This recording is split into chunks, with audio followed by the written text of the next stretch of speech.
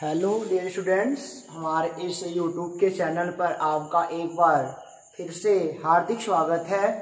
और आज हम आपके लिए लेके आए हैं क्लास 11th का चैप्टर सेकेंड, जो है डायमेंशनल एनालिसिस।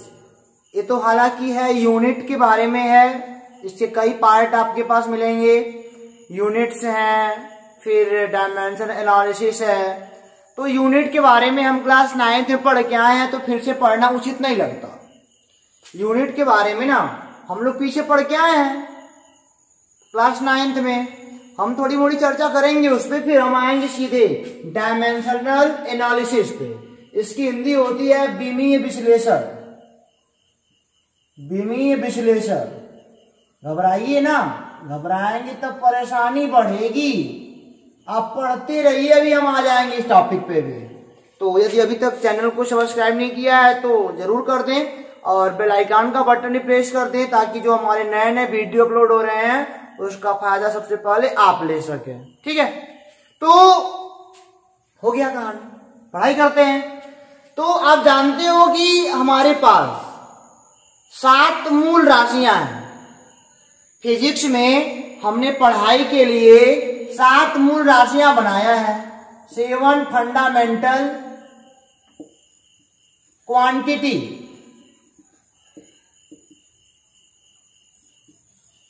मूल राशियां इन्हें आप कहते हो। हमारे पास 7 मूल राशियां हैं, ठीक है। और हमारे पास 7 मूल राशियां होने के नाते 7 मात्रक भी हैं। 7 फंडामेंटल यूनिट्स भी हमारे पास है। मूल मात्रक मतलब कि उन राशियों को आप जिनमें मापते हो। जैसे द्रव्यमान को किसे मापते हो, तो मात्रक होना जरूरी है ना। अब कोई कहता है कि 4 मीटर चावल दे दो, 4 मीटर चावल क्या होता है, तो मात्रक गलत लगा दिया। तो क्वांटिटी के साथ साथ आपको यूनिट भी सही लगानी पड़ेगी। तो जैसे 7 मूल राशियां आपको हम याद दिला दें। चलिए, पहला है द्रव्यमान यानी कि मास। दूसरा है आपका समय, टाइम। तीसरा आपका है लेंथ यानी कि लंबाई। चौथा आपका है धारा यानी कि करंट। पांचवा है आपका ताप यानी कि टेम्परेचर। टेम्परेचर TEMPRE इंग्लिश में ला लीजिएगा, थोड़ा मोड़ा होता है आगे पीछे, ठीक है ना। अगला आपका है ताप के बाद आएगा ज्योति तीव्रता। इसकी इंग्लिश हमको नहीं पता। कितना हो गया स्टूडेंट? 6 हो गया। 1 2 3 4 5 6। और अगला है आपका स्टूडेंट पदार्थ की मात्रा।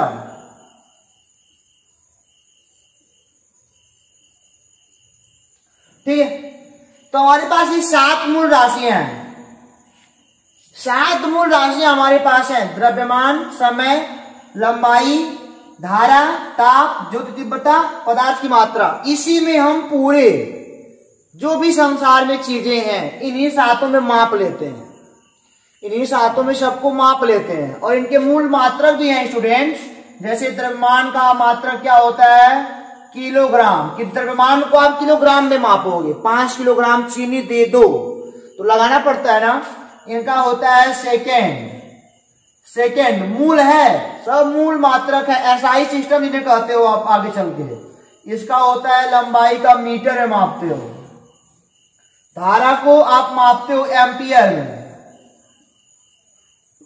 और ताप को आप मापते हो केल्विन में। जो तीव्रता कैंडेला। पदार्थ की मात्रा मोल। ठीक है, ये तो हो गया मूल राशियां, मूल मात्रक। आप ये सब पढ़ के आए, हमको पता है कि ये सब लगाना जरूरी होता है। संसार में जो भी मात्रक बने हैं, अब इनसे व्युत्पन्न भी बनता है। मूल मात्रकों से, मूल राशियों से हमारे क्या बनते हैं, व्युत्पन्न राशियां बनती हैं, व्युत्पन्न मात्रक बनते हैं। जैसे लंबाई को आप मीटर में मापते हो, लंबाई को सेंटीमीटर में मापते हो, तो सेंटीमीटर फंडामेंटल नहीं है, फंडामेंटल मीटर है। इसको सब लोग जानते हैं, इसको सब लोग जानते हैं, ठीक है ना। तो जब सेंटीमीटर में होता है तो आप देखते हो क्वेश्चन में ना उसको मीटर में चेंज करना पड़ता है, फंडामेंटल में ग्राम में होता है तो किलोग्राम में लाना पड़ता है पकड़ के। तो ये सब मूल है, इन्हीं के यूज से सब कुछ बना है, यानी कि पूरी राशियां, पूरे मात्रक इन्हीं फंडामेंटल से ही बने हैं, ठीक है ना। तो अब हम इनको छोड़ के थोड़ा एक कदम आगे चलेंगे, यहीं पे हम बात करेंगे डायमेंशनल की, डायमेंशनल एनालिसिस, विमीय विश्लेषण की बात यहीं से चर्चा करते हैं। जानते हो स्टूडेंट, आप अब इस बात को ध्यान दीजिएगा कि द्रव्यमान को हम कहेंगे कैपिटल एम। हाँ, अब शुरू होती है कहानी अपने क्लास फर्स्ट ईयर की। द्रव्यमान को हम बोलेंगे कैपिटल एम, समय यानी कि टाइम को बोलेंगे कैपिटल टी, लेंथ को बोलेंगे कैपिटल एल, धारा को बोलेंगे कैपिटल ए, ताप को दिखाएंगे थीटा से, जो तीव्रता को दिखाएंगे सी डी, स्मॉल से स्मॉल डी, पदार्थ की मात्रा को एम ओ एल, ठीक है ना। तो आज से आपको याद रखना पड़ेगा कि अगर मास है तो कैपिटल एम से शो करेंगे, ठीक है, टाइम है तो कैपिटल टी से, लेंथ है तो कैपिटल एल से, धारा है तो कैपिटल ए से, ताप है तो थीटा से, जो तीव्रता है तो स्मॉल सी डी से, पदार्थ की मात्रा है तो स्मॉल एम ओ एल से, ठीक है। तो अगर ये आपको लर्न हो गया हो दिखाने के लिए तो यूज दिखाएं इनका, देखिए इनको इरेज करें, पहले आपको बता दें कुछ एग्जांपल लेके कि होता क्या है। तो आपको ये सब लर्न हो गया ना कि मास को किससे दिखाएंगे, टाइम को किससे, और लंबाई को। तीन हमारे पास इंपॉर्टेंट है, क्या इंपॉर्टेंट है, मास, लेंथ और टाइम, ये तीन बेहद इंपॉर्टेंट है, ठीक है ना। इसके बारे में हम चर्चाएं ज्यादा करते हैं। तो अब चलिए हम थोड़ा बताते हैं आपको। मान लीजिए यहां पे लिखा है, मान लो आप लिखा है चाल। चाल मतलब क्या, स्पीड। स्पीड इक्वल टू क्या होता है, डिस्टेंस अपॉन टाइम, ठीक है ना। तो ये होता है दूरी बटा समय, हिंदी बोलते हैं, ठीक है। अब दूरी को, अब हम बात करेंगे वहीं की। अब दूरी को हम किस में मेजर करते हैं, दूरी को बताओ किसे मापते हो, किलोग्राम में नापते हो क्या। मैं कहता हूं 5 किलोग्राम चलो, तो कितना हंसी वाली बात है नहीं, 5 किलोग्राम चलो, ये कौन सी बात हुई। 5 मीटर चलो, 5 सेंटीमीटर चलो, ये होता है ना। तो लंबाई है वो, क्या है, दूरी एक लंबाई है, और लंबाई को हम शो किससे करते हैं, कैपिटल एल से। हाँ, अब समझ में बात आ रही होगी आपको। सब वही पुराना फंडा है, थोड़ा सा जुड़ जाता है सब, बहुत आपको मजा आएगा पढ़ने में। टाइम, समय को किससे शो करते हो, कैपिटल टी से। लो, बात बन गई, बात बन गई। अब इसको हम अच्छे से लिखेंगे तो एल टी पे -1, ऐसे एल टी पे -1, क्योंकि यहाँ पे टी पे पावर 1 है, ये ऊपर जाएगा तो क्या हो जाएगा, माइनस का 1 हो जाएगा, नहीं हो जाएगा। तो हम कहेंगे जो स्पीड का डायमेंशन है, अब देखना यहां पे, अब हम बोलेंगे स्पीड का जो डायमेंशन है, स्पीड का डायमेंशन। अब क्या कहोगे, क्या कहोगे, एल टी पे -1 कहोगे क्या, ना ना, ये तो दूसरा बात है, ये भी आगे मिलेगा ये क्या होता है, अभी आपको बताएंगे वो अभी। तो इसको हम क्या लिख सकते हैं, अभी अगर यहाँ पे m नहीं है तो m पे पावर 0 लिख सकते हैं स्टूडेंट, m पे पावर 0, एल टी पे -1 हो सकता है ना, क्या प्रॉब्लम है, कोई बात नहीं सर। अब हाँ, इनको जब लिखोगे तो ए वाला ब्रैकेट बड़ा वाला बना लोगे जरूर, केवल बड़ा वाला, केवल बड़ा वाला ब्रैकेट, ठीक है ना, बिग ब्रैकेट बनाओगे। अब हम आपसे कहते हैं कि स्पीड का डायमेंशन क्या होता है, तो आप कहोगे यहाँ पे 0 इनके पावर्स को बोलेंगे, जो डायमेंशन है ना वो पावर्स को बोला जाएगा, पावर्स को बोला जाता है। 0 एल पे पावर 1 है तो 1, ए -1, तो इनकी बीमा यही है क्या स्पीड का डायमेंशन क्या हो गया, डायमेंशन मतलब बीमा 0 1 -1 किसके टर्म में, तो आप कहोगे in the term of M L and T, mass length and time, इनके पदों में जो इनकी बीमा हमने निकाली है वह 0 1 -1 होती है। तो अब यही समझ में आया आपको ना, यही बीमा होता है। आप ये लिखोगे तोड़ तोड़ के, कोई भी फार्मूला होगा तोड़ तोड़ के लिखोगे, जब ये वाला काम पूरा कर लोगे तो जो इसकी घात बनेगी ना, जो घात बनेगी स्टूडेंट, उसी को हम क्या बोलेंगे, डायमेंशन बोलेंगे। इस क्वांटिटी का, इस राशि का हम इसी को डायमेंशन बोलेंगे, पावर्स को। तो आपको समझ में आ गया होगा, आप किसी का भी निकाल सकते हो। तो परिभाषा बनाते हैं, बीमा की परिभाषा बनाते हैं हम, क्या बोलेंगे, किसी भौतिक राशि की बीमा वे घातें होती हैं, देखो किसी भौतिक राशि की बीमा वे घातें होती हैं जो उनके मूल राशियों, यह लेंथ मूल राशि तो है, टाइम तो मूल राशि है ना, अभी तो सब वही चल रहा है, जो उनके मूल राशियों, फंडामेंटल क्वांटिटीज, ये जो किसी भौतिक राशि की बीमा वे घातें होती हैं, वे घातें मतलब ये बात ध्यान दीजिएगा आप कि पावर्स की बात करेंगे, केवल पावर्स की। तो हमने क्या बना रहा हूं, किसी भौतिक राशि की बीमा वे घातें होती हैं जो उनके मूल राशियों पर चढ़ाने से बनती हैं, चढ़ाने से बनती हैं। बस कितना अच्छा परिभाषा निकल गया, ये बीमा का परिभाषा हो गया। ऐसे बड़ा अच्छा लिखते हैं, बीमा की परिभाषा, डायमेंशन की परिभाषा क्या होगी, किसी भौतिक राशि की बीमा वे घातें होती हैं जो उनके मूल राशियों पर चढ़ाने से बनती हैं। The powers of fundamental quantities, the powers of fundamental quantities is called dimension of that physical quantity. English में हमने क्या बोला, समझिएगा, the powers of fundamental quantities, मूल राशियों की घातें, इज कॉल्ड डायमेंशन, बीमा कहलाती हैं, दैट फिजिकल क्वांटिटी, उस भौतिक राशि की जिस पर वो चढ़ाई गई होती है। तो आप समझ गए ना, तो आप तो परिभाषा जहां समझ ही रहे हो क्या होता है डायमेंशन, तो आप देख लिए यहाँ पे। इरेज करें इनको, चलिए कुछ निकालते हैं, ऐसे बहुतों का निकलेगा, ऐसे ना बहुतों का निकलेगा स्टूडेंट। जैसे आपसे कोई कहता है वॉल्यूम का बताओ डायमेंशन, कोई कहता है डायमेंशन बताओ वॉल्यूम का, वॉल्यूम का डायमेंशन, डायमेंशन में क्या, बीमा, याद रखिएगा इंग्लिश वर्ड यूज कर रहे हैं आप, हिंदी समझ रहे हैं ना, बीमा।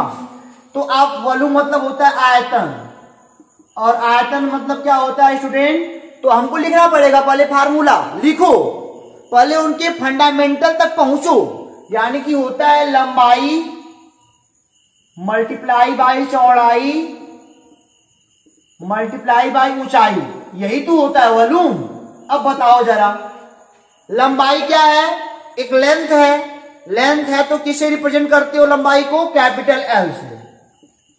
चौड़ाई भी क्या है, एक लेंथ है, चौड़ाई भी तो दूरी होती है ना, डिस्टेंस ही तो है, उसको दिखाते हो कैपिटल एल से। ऊंचाई क्या है, यह भी एक डिस्टेंस है, तो यह भी क्या हो जाएगा एल, तो ऐसे डाल देंगे बड़े ब्रैकेट में, हो गया एल का क्यूब, नहीं क्यूब नहीं बोलते, लेकिन इस बात को ध्यान दीजिएगा। अभी मैं बताता हूं, ये हो गया, यहां पे हम लगा सकते हैं एम पे पावर 0 टी पे पावर 0, कोई फर्क पड़ेगा, नहीं पड़ेगा ना, इसको पढ़ेंगे एल, कैसे पढ़ेंगे इसको, यम 0 L3 T0, इसको ऐसे पढ़ेंगे, क्यूब वूब नहीं पढ़ते इसको ऐसे ही पढ़ेंगे m0 L3 T0, ठीक है ना। अब यहाँ पे हम बोलेंगे वॉल्यूम का डायमेंशन, इसलिए सो वॉल्यूम का डायमेंशन, अभी केवल डायमेंशन चल रहा है, परेशान ना होइएगा। क्या हो जाएगा 0 3, यहाँ पे कोई ब्रैकेट लगा सकते हो आपकी मर्जी, यहाँ पे 0, ये हो गया हमारे वॉल्यूम का dimension in the term of, किनके पदों में निकाले हो, इन the term of M L and T। तो बता सकते हो ऐसे ना, बहुत आराम से बीमा आपने देख लिया, कितनी मजेदार बात है, यही तो बीमा होती है स्टूडेंट। चलिए कुछ और निकालते हैं इसमें, वॉल्यूम का निकाल लिया, और किसका निकालना चाहते हो आप कहोगे सब वेलोसिटी का निकालो, वेग का, कोई बात नहीं। तो देखो अगला वेग का, वेग यानी कि वेलोसिटी इज इक्वल टू क्या होता है, वेलोसिटी इज इक्वल टू क्या होता है, तो आप कहोगे डिस्प्लेसमेंट अपॉन टाइम, यानी कि विस्थापन बटे समय। अब जरा बताओ विस्थापन क्या है, एक प्रकार की दूरी ही तो है, और दूरी है तो लेंथ में आएगा कैपिटल L बाई, और समय क्या है, टाइम है, तो कैपिटल T।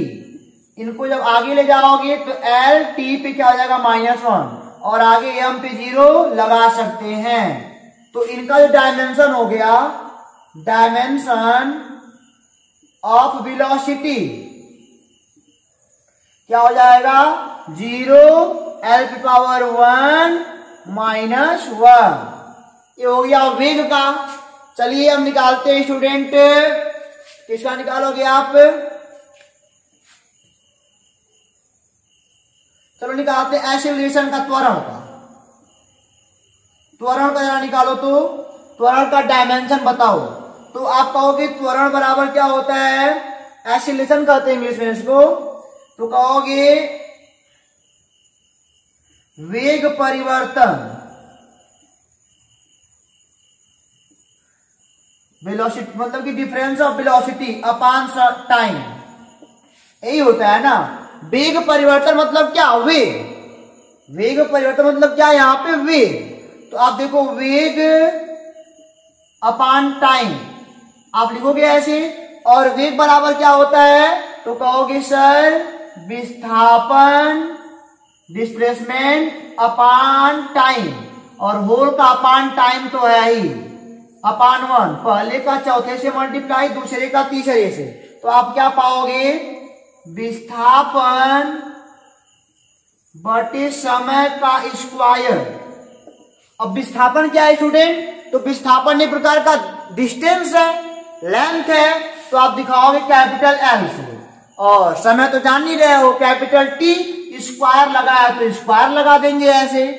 अब जब A वहां से ऊपर जाएंगे तो हो जाएगा L T पे पावर -2, यहां पे M पे 0 लगा सकते हैं, इसे क्या पढ़ेंगे M0 L1 T -2, इसको ऐसे पढ़ेंगे M0 L1 T -2।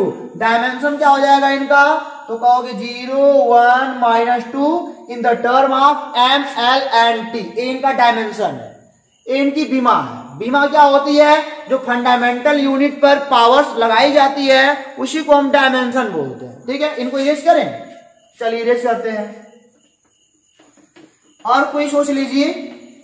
चलिए फोर्स का निकाला जाता है, फोर्स का, कोई बात नहीं, फोर्स का निकालते हैं। फोर्स का निकालो, बहुत इंपॉर्टेंट है, हर जगह पूछता है, बार बार पूछता है, बड़े बड़े कंपटीशन में पूछ लेता है कभी कभी। फोर्स का डायमेंशन बताना है, तो कहोगे sir force is equal to क्या होता है, तो कहोगे F इज इक्वल टू क्या होता है, M इंटू A, यही होता है ना, मास मल्टीप्लाई बाई एक्सीलरेशन। अभी त्वरण का निकाल के आए हो, चाहे तो तुरंत रख दो, त्वरण का निकालो पीछे ना, थोड़ा बैक जाके देखो, ये देखो ये मास है, ये द्रव्यमान है, और ये क्या है, त्वरण। द्रव्यमान को दिखाते हो कैपिटल M से, हो गया, और त्वरण का भी निकाल के आए हो, तो क्या निकालना, L T पे -2, पूरा मिला दोगे तो mlt-2 हो जाएगा। तो इनका डायमेंशन क्या हो गया, ये कह दोगे 1 1 -2 इन the term of ml and t। ठीक है ना। अब कुछ बच्चे ऐसे होंगे स्टूडेंट कि कहेंगे सर ये तो पुराना वाला हमको मान लो नहीं याद है, तो कोई बात नहीं, ऐसे निकालते हैं। यहां पे दिखाओगे कैपिटल एम तो दिखाना ही दिखाना है, इसको पता है। अब त्वरण का लिखो फार्मूला, क्या होता है, वेग परिवर्तन बाय टाइम, ये क्या हो जाएगा m, और वेग परिवर्तन क्या होता, तो आप कहोगे सर डिस्प्लेसमेंट अपॉन टाइम, और नीचे एक टाइम और है, by 1 first fourth second third multiply कर लो, m मल्टीप्लाई बाई यहां पे डिस्प्लेसमेंट अपॉन टाइम का स्क्वायर हो जाएगा m, और डिस्प्लेसमेंट इज अ डिस्टेंस, विस्थापन एक टाइम मतलब कि दूरी है ना, तो यहां पे क्या दिखाओगे l, और टाइम कैपिटल T स्क्वायर। जब इनको आप ऊपर ले जाओगे तो mlt पे -2 हो जाएगा, नहीं हो जाएगा, mlt -2 बोलते हो, तो यहां से डायमेंशन क्या बोलेंगे 1 1 -2 इन the term of ml and t, in the term of ml and t। चलिए ये हो गया फोर्स का। अभी कुछ और निकालना चाहते हो तो निकाल लो, एनर्जी का निकाल लो। कहोगे सर एनर्जी का बताओ क्या होगा डायमेंशन, ENERGY, एनर्जी का डायमेंशन क्या होता है तो बताते हैं आपको। एनर्जी मतलब ऊर्जा, ऊर्जा का आपको बताना पड़ेगा फार्मूला क्या होता है। सबसे पहले एनर्जी का फार्मूला क्या होता है, तो आपको एनर्जी का फार्मूला मिल सकता है E बराबर mc², नहीं हो सकता है, E इक्वल टू क्या होता है mc² होता है। यहां पे कहोगे mc², कहोगे ना, और c² यहां पे c क्या है, c यहां पे क्या है, वेग है, किसका, लाइट का, ठीक है ना। तो अब कहोगे सर m का क्या हो जाएगा, कैपिटल M हो जाएगा, और ये वेग है ना, वेग है, वेग का भी निकाल क्या है वो LT-1 होल का पावर 2 लगाया, ठीक है ना। इनको सॉल्व कर लोगे तो m l का स्क्वायर, क्योंकि मल्टीप्लाई पावर्स का होता है ना, और t पे -2, लो बन गया। डायमेंशन क्या हो गया 1 2 -2 इन the term of ml and t, dimension निकल गया बड़े आराम से। तो अगर मान लो कोई आपसे कहता है काइनेटिक एनर्जी का बताओ, गतिज ऊर्जा का, गतिज ऊर्जा का है बच्चों, तो गतिज ऊर्जा कोई कहता है तो आप कहोगे सर हाफ mv² होता है, नहीं, तो ऊर्जा यह भी है, यह भी ऊर्जा है, बदलेगा नहीं, यही अभी होगा। आपको एक बात बता दूं कि आप इनके जो भी ये वैल्यू होंगे कांस्टेंट वाले, डायमेंशन निकालते वक्त इनको नेग्लेक्ट करते हैं। ऐसे अब कई सारे फार्मूले बनेंगे कि जहां पे आपको कांस्टेंट मिलेगा, तो डायमेंशन फार्मूले के लिए, सॉरी फार्मूला भी नहीं, केवल डायमेंशन की बात कर रहे हैं, डायमेंशन के लिए इन कांस्टेंट का यूज आप नहीं करोगे, केवल हमको इनसे मतलब है। तो निकालोगे फिर वही पा जाओगे ml² t-2, ml2 t-2, तो इसका भी क्या हो जाएगा 1 2 -2, है ना। तो आपको पता चल गया ना, इसका यूज हम लोग नहीं करेंगे। मान लो कोई कहता है आपसे पोटेंशियल एनर्जी बताओ, यानी कि स्थितिज ऊर्जा का बताओ डायमेंशन क्या होगा, तो ये अभी ऊर्जा है, ऊर्जा है ना, तो कोई बात नहीं, क्या बोलोगे, ये अभी होगा वही ml² t-2, यानी कि इसका भी यही हो जाएगा 1 2 -2। मान लो स्टूडेंट्स आपसे कोई कहता है कि कार्य का बताओ, कार्य का, तो वर्क है ना, तो चाहे निकाल लो।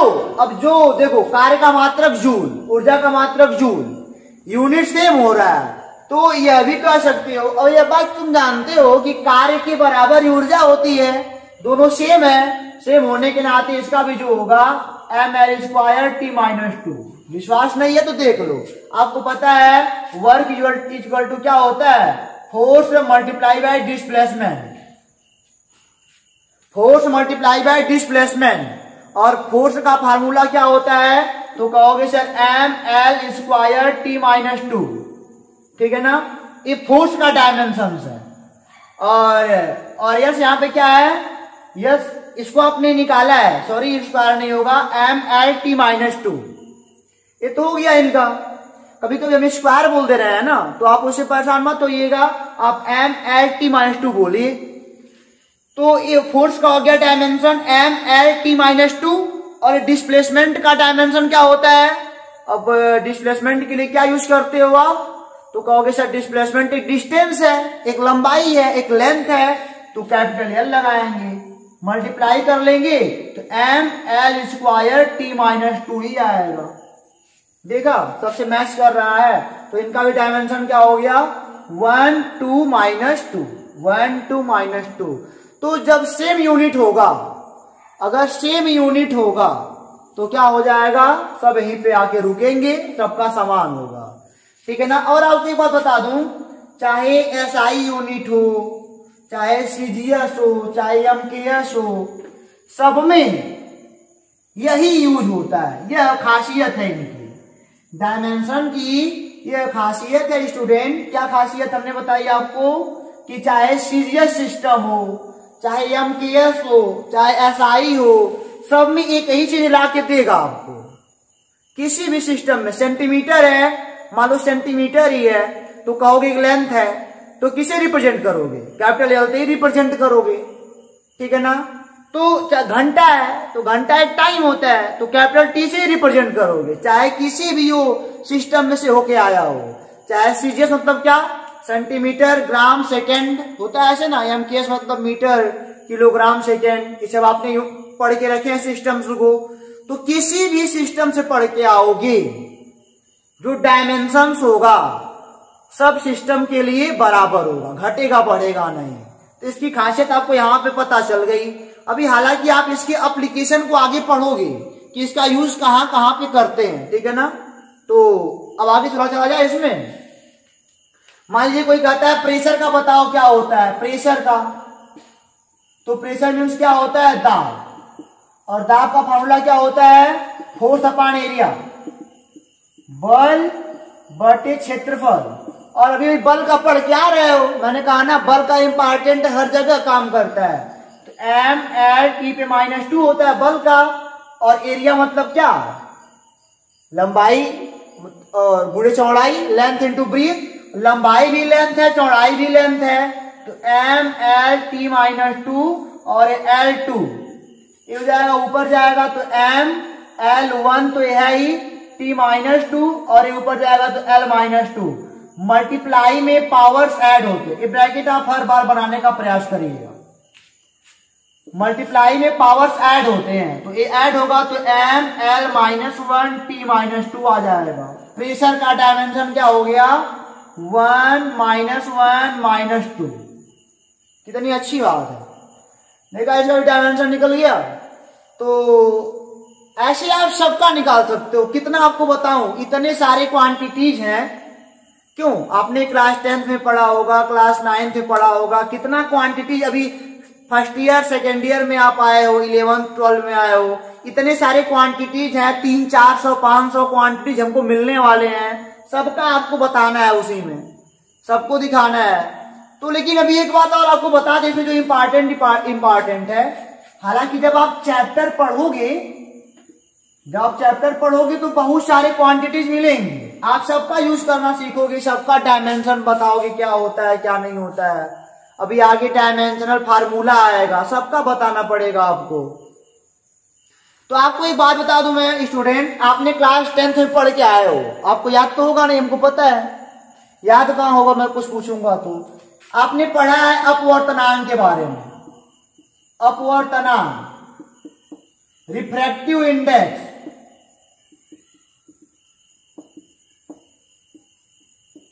अपवर्तनांक के बारे में पढ़े हो ना।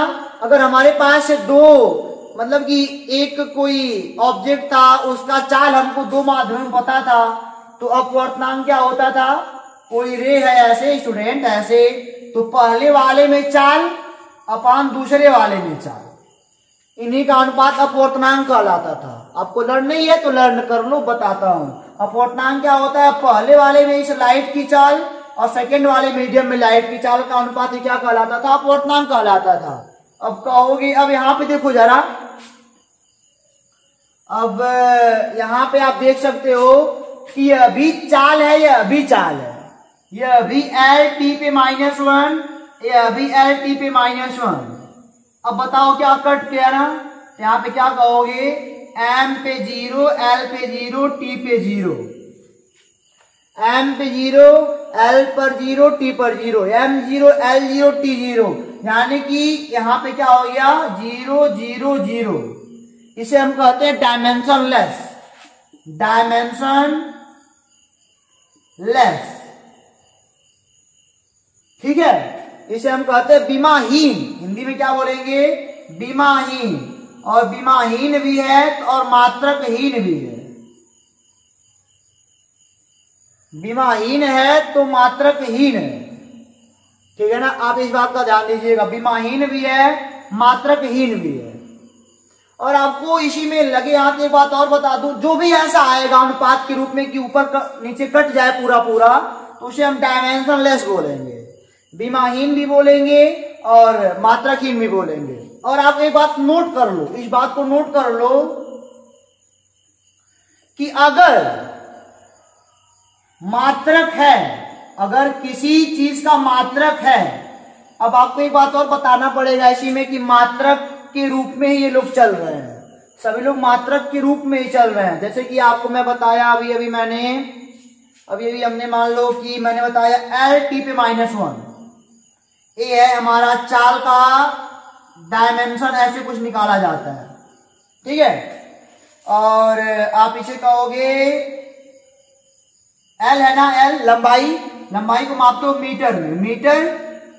और इसे टाइम है, टाइम को किसे मापते हो? सेकंड में, सेकंड पे -1, यानी कि मीटर प्रति सेकंड।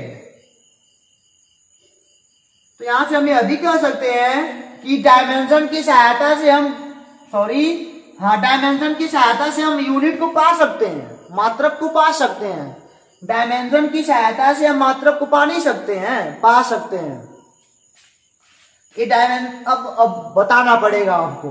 और जो आप ये सब निकाल रहे हो ना, ये पूरा जो है, इस पूरे को हम क्या कहते हैं? विमीय समीकरण कहते हैं, विमीय समीकरण कहते हैं। यहां पे यह बात नोटिस करिएगा, आपको बताना पड़ा बीच में ही, क्योंकि अब यही जरूरी, हमने समझा बता दे तभी फायदा रहेगा। तो यह जो है ना, चाल बराबर ब्रैकेट में एल टी -1, यह विमीय समीकरण इस राशि का, जो चाल एक राशि है, क्वांटिटी है, इस राशि का यह विमीय समीकरण है। जैसे हमने निकाला था फोर्स का, बल का क्या निकाला था? एम एल टी पे -2। तो जो यह निकाले हो ना, यह बल का विमीय समीकरण है। बल का क्या है? विमीय समीकरण है। और विमा क्या होती है?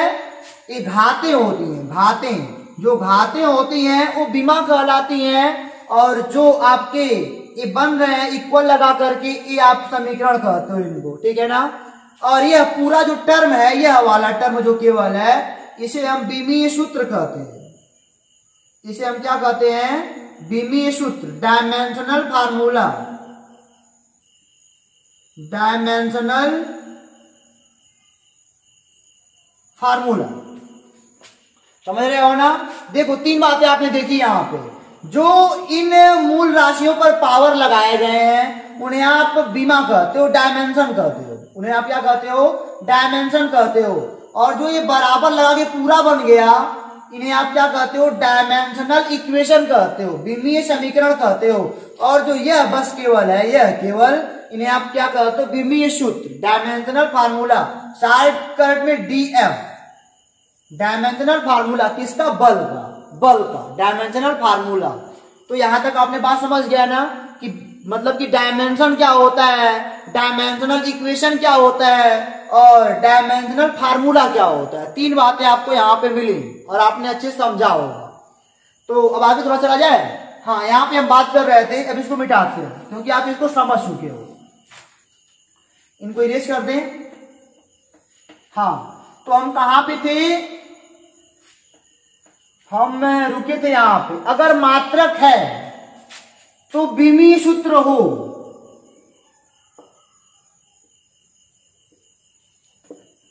यह जरूरी नहीं है, यह जरूरी नहीं है।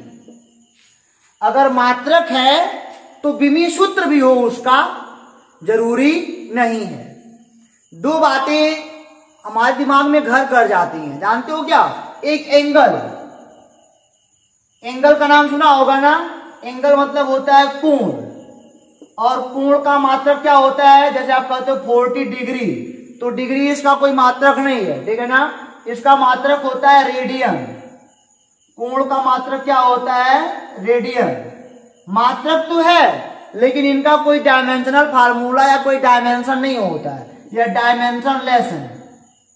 यह बात आपको याद करनी पड़ेगी, अपने नोट्स पे नोट करिएगा कि अगर किसी भी राशि का अगर मात्रक है, किसी राशि का यदि मात्रक है तो विमीय सूत्र भी हो, यह जरूरी नहीं है। जैसे आपको मैंने क्या दिखाया? एंगल, कोण। कोण का मात्रक तो है रेडियन, लेकिन इसका डायमेंशनल कोई हमारे पास नहीं है। इस बात को आप नोट करिएगा, क्योंकि एक कंपटीशन लेवल में जेईई मेंस में एक क्वेश्चन आ चुका है। पूछता है कभी कभी, मतलब कि बताओ दो ऐसी क्वांटिटीज बताओ जिनके पास यूनिट तो है। क्या पूछता है क्वेश्चन में कि दो ऐसी क्वांटिटीज बताओ जिनके पास यूनिट तो है पर डायमेंशनल फार्मूला नहीं है, डायमेंशन नहीं है। तो अगला है आपका, आपने सुना होगा घन कोण के बारे में, सॉलिड एंगल कहते हो आप। घन कोण का नाम सुने हो ना, सॉलिड एंगल कहते हैं इसको अंग्रेजी में। घन कोण का जो मात्रक होता है, यूनिट होता है, वह स्टेरेडियन होता है, स्टेरेडियन होता है, पर इनका भी कोई डायमेंशनल फार्मूला हमारे पास नहीं है। घन कोण का जो आपके मतलब कि जो मात्रक होता है वह स्टेरेडियन होता है, लेकिन इनका भी हमारे पास कोई डायमेंशनल फार्मूला नहीं है। ये ऐसी दो क्वांटिटीज हैं, एंगल और सॉलिड एंगल, जिनका यूनिट तो है पर डायमेंशन नहीं है। तो आप इस बात को नोट करिएगा, वेरी इंपॉर्टेंट। और हाँ, अगर डायमेंशनल फार्मूला है, अगर किसी राशि का यदि डायमेंशनल फार्मूला है तो यूनिट पक्का होगा, तो यूनिट जरूर होगा, मतलब मात्रक जरूर होगा। आप इसको जरूर अपने माइंड में सेट कर लीजिएगा। अगर किसी भी राशि का डायमेंशन फार्मूला बन गया, डायमेंशन बन गया, तो यूनिट क्या होगा? उसका जरूर होगा, उसका मात्रक जरूर होगा। लेकिन मात्रक है तब डायमेंशन है, यह बात नहीं कर सकते। हो भी सकता है, नहीं भी हो सकता है, जैसे ये दो लोग पढ़े हैं हमारे पास। लेकिन अगर डायमेंशन फार्मूला बन गया तो उसका मात्रक जरूर होगा, लेकिन केवल मात्रक है तो डायमेंशनल फार्मूला हो, यह हम नहीं कर सकते। तो इस बात को आप नोटिस करिएगा अच्छे से, इंपॉर्टेंट, टिक लगाइएगा इस पर, ठीक है। यह बात आपके समझ में आ गई होगी। चलिए आपको कुछ और बात बताते हैं।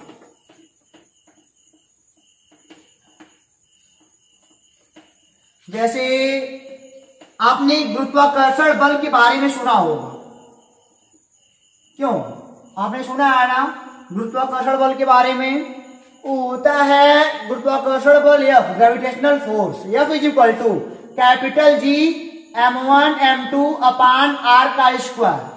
ब्रह्मांड में किन्हीं दो पिंडों के बीच लगने वाला बल है और सबसे वीकेस्ट फोर्स है। अभी पहले लेक्चर में पढ़े हो, इस ब्रह्मांड में कोई सबसे कमजोर बल है तो यही लगता है।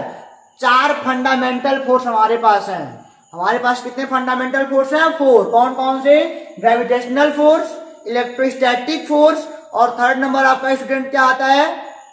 आपको पहले लेक्चर में बताया था हमने ना, न्यूक्लियर फोर्स, और फोर्थ क्या है? Weak force. 4 फोर्स हमारे पास इस मतलब कि नेचर में हमारे पास हैं, और उन्हीं के अंतर्गत सारे फोर्स आ जाते हैं।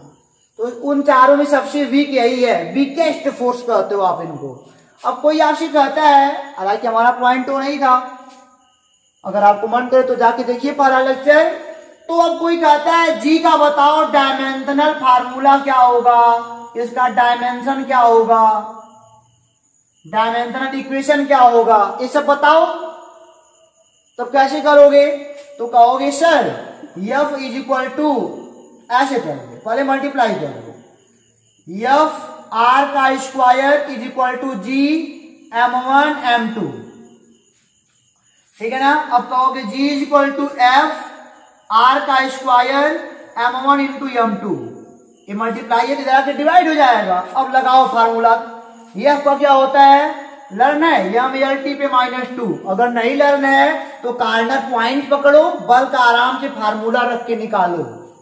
और ये R मतलब रेडियस, और रेडियस से डिस्टेंस होता है, एक लेंथ होता है, ये हो जाएगा L का स्क्वायर अलग से, और ये तो अलग से है ही, अपान M मास है, M यह भी मास है, यह भी M हो जाएगा अलग अलग। अब इनको चालू कर लो जरा, तो ये हो जाएगा M, यह L P1 L square L cube, और हो जाएगा T पावर -2 T -2, और यहाँ पे क्या हो गया, इनको लगाओ ब्रैकेट, ये हो जाएगा M, ये हो गया 2, M1 1 2 हो जाएगा, ठीक है। अलग अलग कोष्टक लगाइएगा, बार बार ये नहीं कि एक ही मिला दीजिए, अलग अलग, ऊपर अलग नीचे अलग। अब यहाँ पे चालू करोगे तो M ऊपर जाएगा, तो यहाँ पे 1 है, ये जाएगा तो हो जाएगा माइनस का M-1 L3 और T -2, ये हो गया हमारा डायमेंशनल फार्मूला किसका, G का। डायमेंशन क्या हो गया, -1 3 -2 इन the term of M L and T। तो देखा, ऐसे निकालना पड़ता है।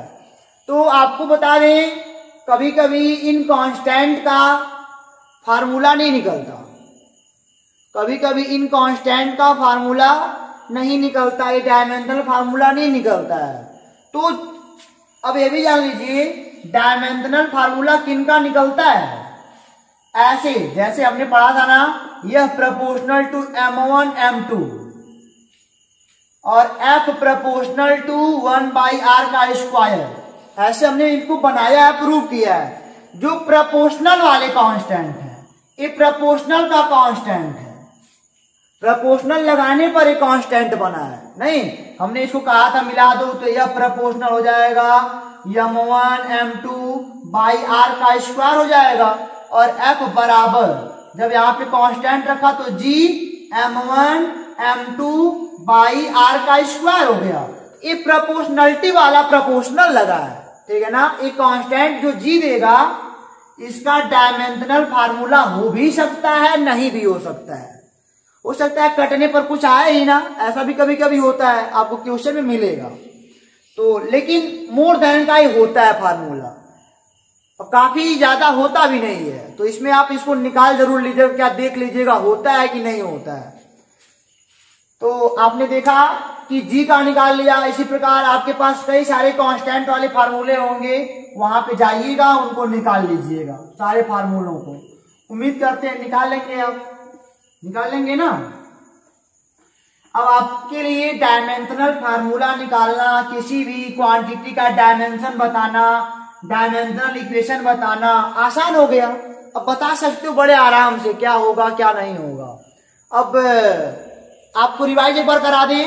डायमेंशन, डायमेंशन क्या होता है, पावर्स होते हैं, कहां पे लगाए जाते हैं, फंडामेंटल यूनिट्स पर, फंडामेंटल यूनिट्स पर मतलब मूल राशियों पर। ये जो घातें लगाई जाती हैं उसी को डायमेंशन बोलते हो।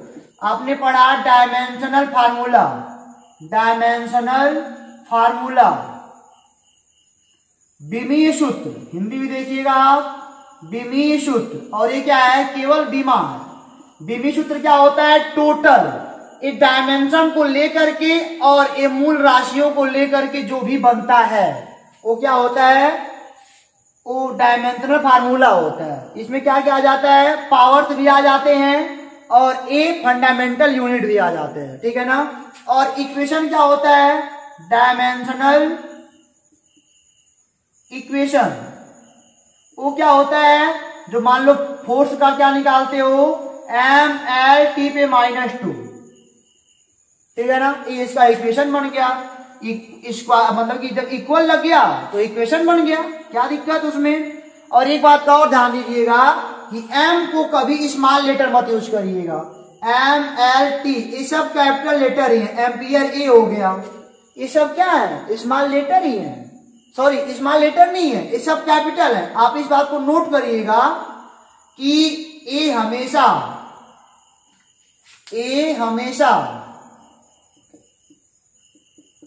कैपिटल लेटर में लिखे जाते हैं।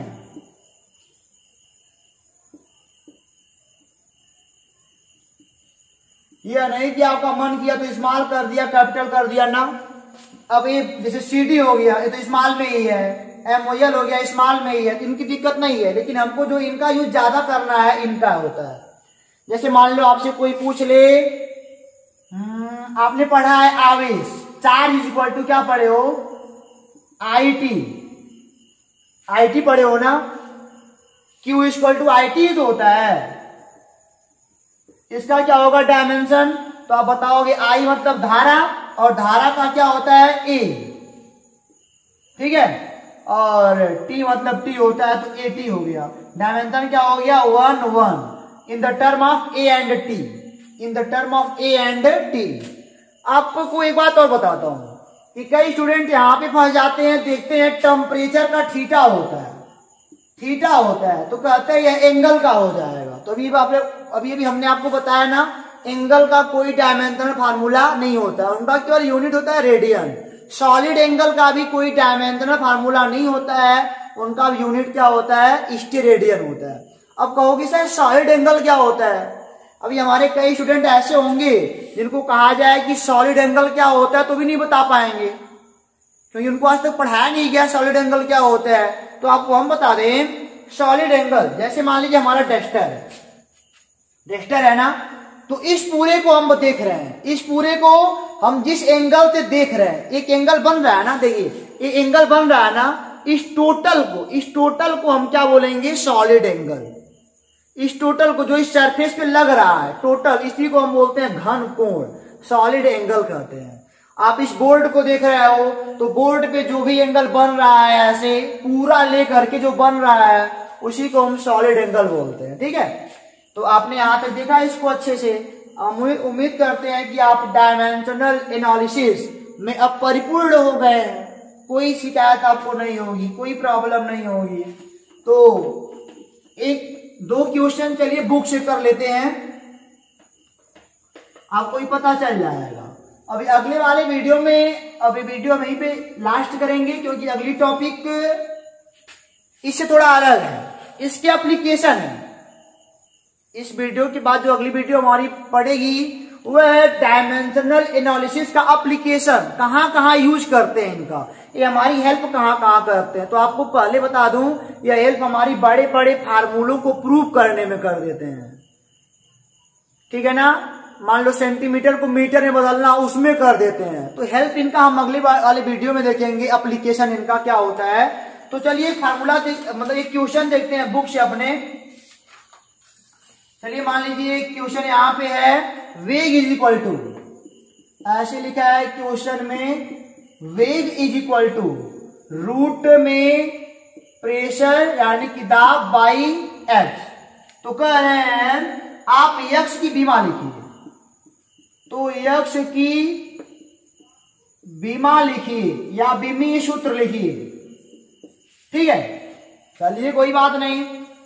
तो आप कैसे सॉल्व करोगे, आपसे एक्स का पूछा जा रहा है ना, तो पहले रूट को हटाते हैं। हम कहेंगे दोनों पक्षों का वर्ग करने पर, दोनों पक्षों का वर्ग करने पर आप क्या पाओगे, वेग का स्क्वायर इज इक्वल टू, यह रूट हट जाएगा, दाब बटे एक्स। अब ऐसे हो सकता है कि एक्स बराबर वेग का स्क्वायर बटे दाब। अब वेग का क्या होता है डायमेंशनल फार्मूला, तो आपको याद है LT-1, नहीं याद है तो डिस्प्लेसमेंट अपॉन टाइम करके बनाओ। दाब का क्या होता है, दाब का हमको भी नहीं लर्न है तो बना लेते हैं, क्या दिक्कत है। ये होता है बल बटे क्षेत्रफल, इसका होता है M L T minus two, इसका एल का square M L minus one T minus two, यही होता है। ये हो जाएगा M L minus one T minus two. अब क्या करोगे स्टूडेंट, अब देखो जरा, अब ए पर इनको तोड़ लो, ये हो जाएगा एल का स्क्वायर टी पे माइनस टू, ये अलग ब्रैकेट और यहां पे लगाओ M L minus one T minus two. ऊपर जाएगा तो एम ऊपर जाएगा तो यहां पे कोई है नहीं, ये हो जाएगा एम माइनस वन। एल ऊपर जाएगा तो प्लस का बन जाएगा, यहाँ पे एल है यानी कि L2 और 1 L3 हो जाएगा। और यहाँ पे ऊपर जाएगा तो ये तो सेम है तो खत्म हो जाएगा, कुछ बचेगा ही नहीं। तो इसका आंसर क्या आ जाएगा ML3। और यहाँ पे आप लिख सकते हो जब t नहीं कुछ मिला तो T0 लिख सकते हो, ठीक है ना, कोई फर्क नहीं पड़ने वाला क्योंकि इसका मान हुआ नहीं आता है। तो देखा ऐसे निकाल लेंगे। तो आपसे कोई अगर डायमेंशनल फार्मूला निकालने के लिए कहता है तो आप तुरंत निकालिएगा, ऐसे सॉल्व करिए और जिनका जिनका पता है लिखिए और जिनका नहीं पता है वो ऑटोमेटिक आ जाएगा। चलिए एक क्वेश्चन और लिखते हैं। अगला क्वेश्चन है b इज इक्वल टू, और t है, t is equal to 2 pi root में एल वाई। तो आपको लिखना है y का विमीय सूत्र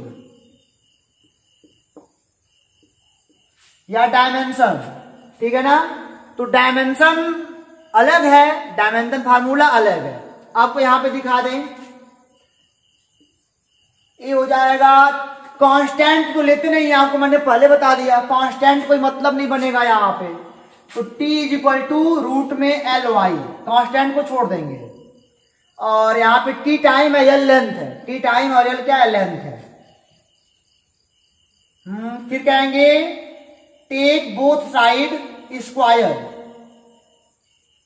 दोनों पक्षों का स्क्वायर करने पर क्या हो जाएगा, टी का स्क्वायर इज इक्वल टू, ये हट जाएगा रूट एल वाई हो जाएगा, ये हो जाएगा Y is equal to T square L, Y is equal to क्या हो जाएगा L minus one T square T two, और यम नहीं है तो जीरो लगा सकते हैं, ऐसे ऐसे ऐसे ऐसे ऐसे। तो अब हम क्या बोलेंगे, तो हो गया डायमेंशन फार्मूला। डायमेंशन क्या हो गया, हम कहेंगे यम का डायमेंशन 0, एल का डायमेंशन -1, टी का डायमेंशन 2, किसके लिए, y के लिए। ऐसे एक अच्छा खासा आपको आंसर लिखना पड़ेगा, ठीक है ना। यम का डायमेंशन 0, एल का डायमेंशन -1 और टी का डायमेंशन 2, ऐसे आपको आंसर में लिखना पड़ेगा। तो आप परेशान मत होइएगा, जब डायमेंशन कहेगा तो ऐसे तोड़ तोड़ के लिखना पड़ेगा और जब फार्मूला कहेगा तो सीधे लिखिएगा, ऐसे ये इसका फार्मूला है। हम बोलेंगे y का जो df आएगा डायमेंशनल फार्मूला वो आएगा m0l -1 t2, ठीक है ना। यहां से मात्रक भी मिल जाएगा ना, y का मात्रक क्या हो जाएगा, तो लंबाई का मीटर -1 और समय का सेकेंड स्क्वायर, समय का सब सेकेंड होता है, स्क्वायर लगा तो स्क्वायर हो जाएगा और -1 यानी कि बटे हो जाएगा वो, तो सेकेंड स्क्वायर पर मीटर, यहां से हो जाएगी यूनिट किसकी, ऑफ y का मात्रक भी निकल जाएगा। तो यही तो फायदा होता है, इससे हम SI मात्रक तुरंत निकाल सकते हैं। तो उम्मीद करते हैं ये वीडियो आपको समझ में आया होगा।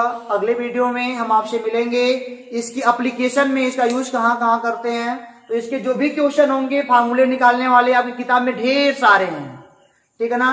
तो आप कई ऐसे आपको मिलेंगे जिनका नाम आपने सुना ही नहीं होगा, तो जब चैप्टर पढ़ेंगे तो हम उसको पढ़ते रहेंगे, इसीलिए हमने सबके बारे में विस्तार नहीं किया है। लेकिन जो भी नॉर्मल लोग हैं उनको आप सॉल्व करिए, उनके डायमेंशन को देखिए, उनके डायमेंशनल फार्मूले को देखिए, इक्वेशन को बनाइए, क्योंकि अभी बहुत सारे ऐसे हैं जो हमने छोड़ रखे हैं। आप उसको करिए और कहीं से शिकायत अगर हो आपको तो आप हमको बताइए, आपकी शिकायत को दूर किया जाएगा। वीडियो पसंद आया तो आप कमेंट बॉक्स में जरूर लिखें और कोई भी प्रॉब्लम हो तो व्हाट्सएप है कमेंट बॉक्स है, आप वहां पे जरूर हमको इंडिकेट करें ताकि हम आपको एक अच्छा क्लास दे सके जो आपके फ्यूचर के लिए बेहतर हो। आप फील कर सके कि हाँ हम एक ऐसी जगह स्टडी कर रहे हैं जिसमें कोई कमी नहीं है। तो अब चलते हैं, पढ़ते रहिए, खुश रहिए, ऑल द बेस्ट।